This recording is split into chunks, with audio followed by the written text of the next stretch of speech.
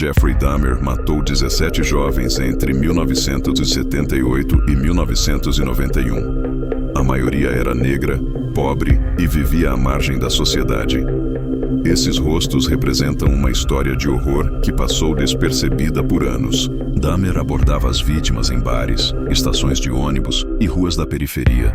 Oferecia dinheiro em troca de favores ou sessões fotográficas. Ao levá-las para casa, dopava as bebidas com sedativos.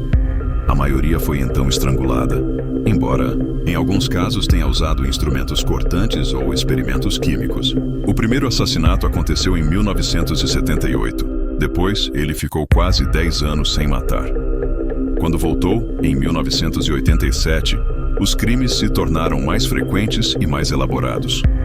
Dahmer passou a tirar fotografias das vítimas, desmembrar os corpos, guardar ossos e órgãos e, em certos casos, praticar canibalismo.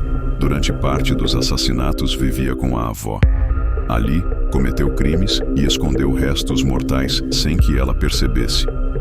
Mais tarde, se mudou para um pequeno apartamento no centro de Milwaukee. Nesse local, criou um verdadeiro laboratório da morte. Em alguns casos, tentou transformar as vítimas em zumbis, injetando ácido ou água fervente diretamente no cérebro. Os relatos foram confirmados por perícia e pelas próprias confissões. Ele fotografava diferentes fases dos corpos e testava soluções químicas para preservar partes humanas. Moradores desconfiaram. Glenda Cleveland, vizinha de Dahmer, ligou diversas vezes para a polícia.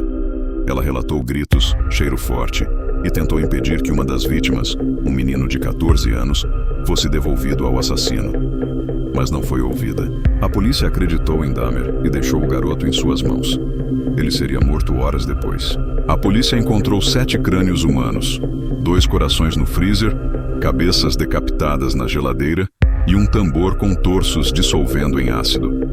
No total, restos de 11 vítimas diferentes foram identificados no apartamento. Também estavam ali velas pretas, um espelho e desenhos de um altar que Dahmer planejava montar para meditação e poder. O altar nunca foi concluído, mas o projeto revelava o nível de delírio que ele havia atingido. 17 vidas foram tiradas em 13 anos. Todos os detalhes foram confirmados por laudos técnicos, fotos, vestígios materiais e confissões do próprio Dahmer. Os crimes só pararam quando uma vítima conseguiu escapar. E dessa vez, alguém decidiu ouvir.